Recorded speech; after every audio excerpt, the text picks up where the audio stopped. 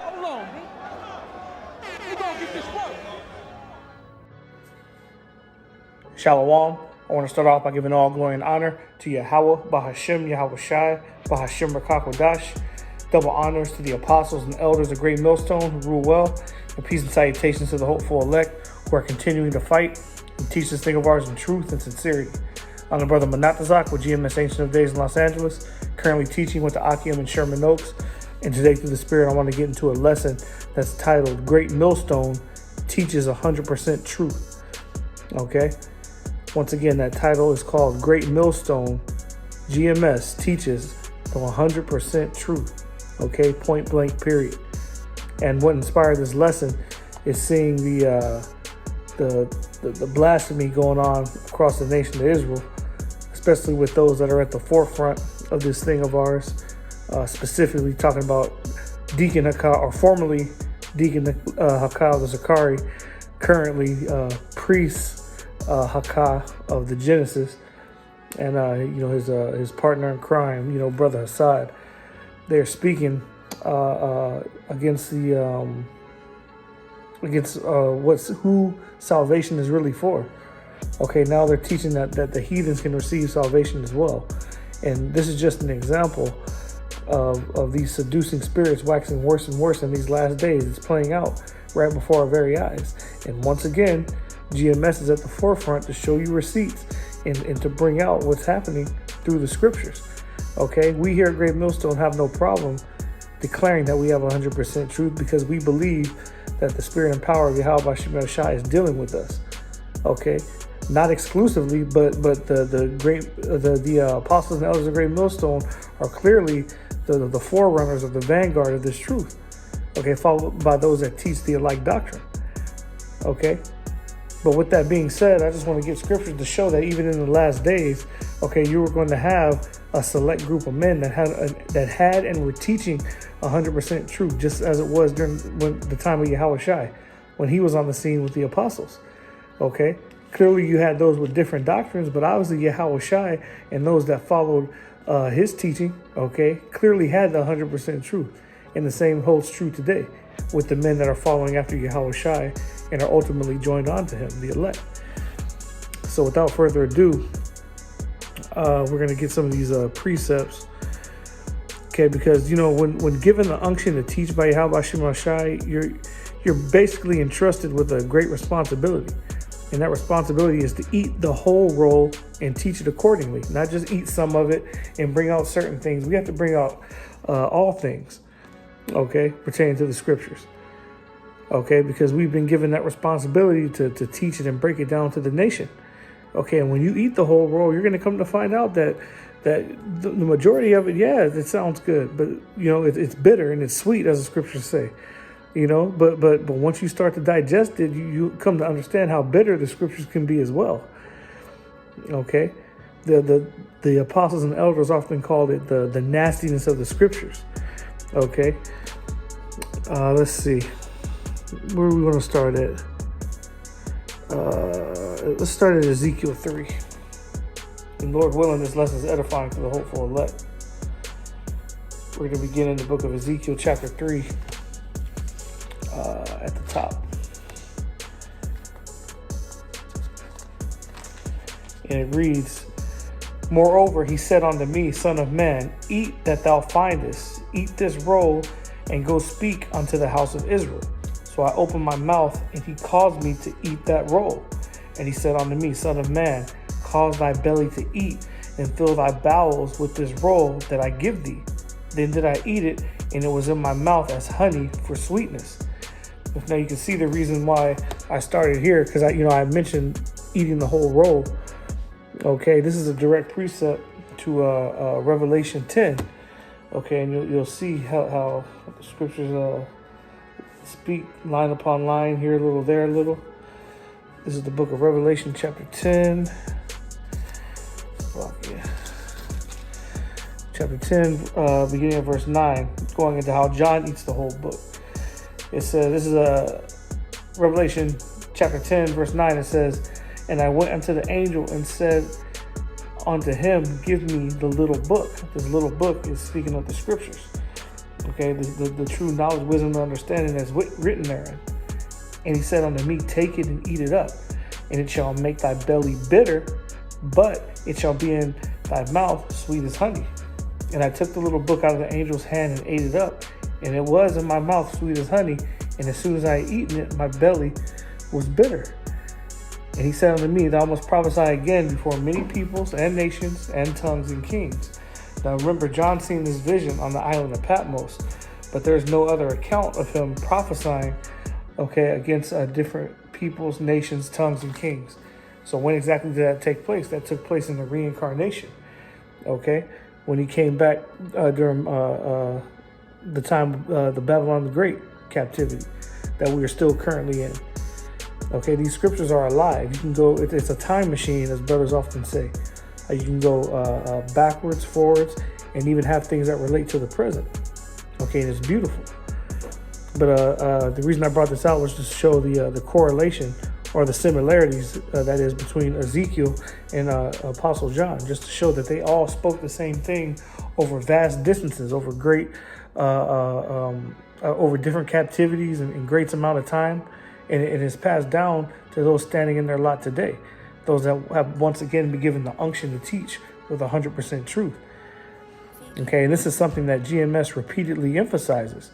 We have assurance in the doctrine that we teach.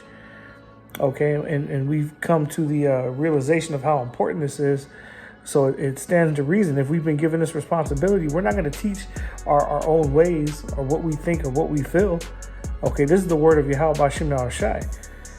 And we were expected to only teach what's sound and fully aligned with the spirit of the Rakak Wadash.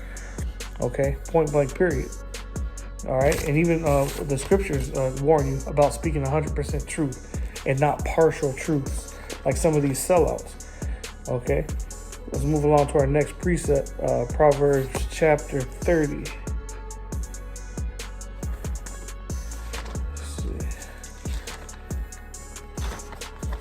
This is the book of Proverbs, chapter 30, verses 5 and 6. Scriptures are stuck together because of the rain out here. Making it work, though. This is Proverbs, chapter 30, verses 5 and 6. It says, every word of the Most High is pure. He is a shield unto them that put their trust in him. Add thou not unto his words, lest he reprove thee, and thou be found a liar. So when you add and take away from the scriptures, you're going to be judged for it. The word of the Most High is pure, meaning uncorrupted. You can't mix truth with lies or partial understanding.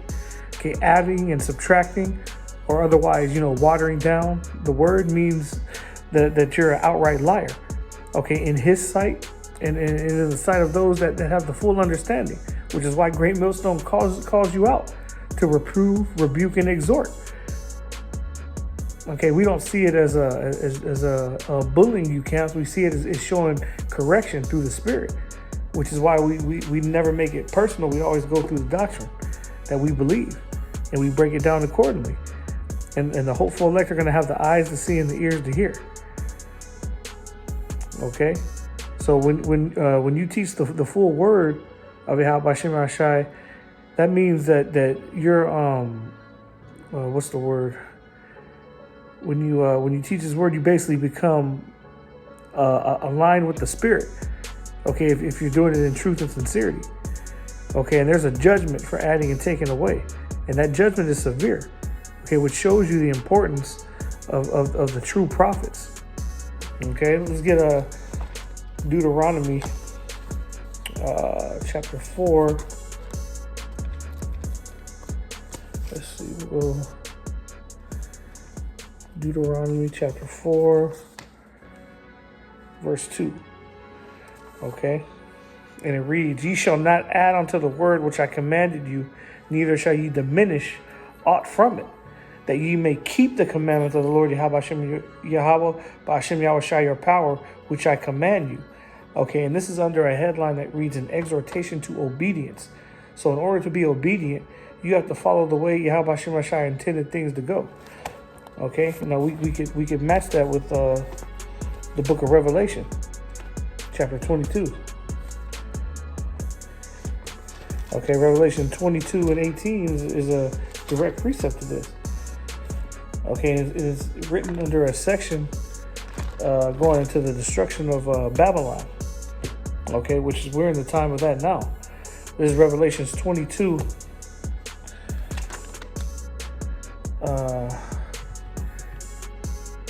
18 and 19, which I quoted.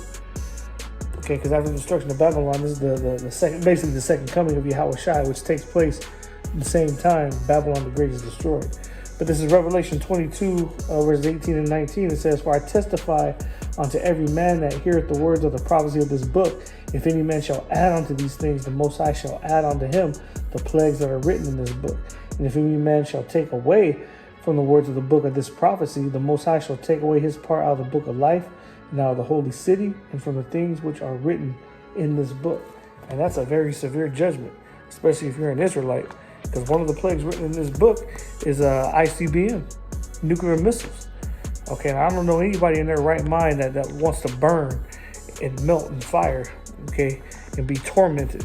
Okay, not forever, as the analogy of hell, but the Most High can keep your spirit in that body, so you feel every ounce of that pain until you're literally liquefied. Okay, you don't want to mess with Yahweh Shem Yashai in this final judgment that's about to befall this nation.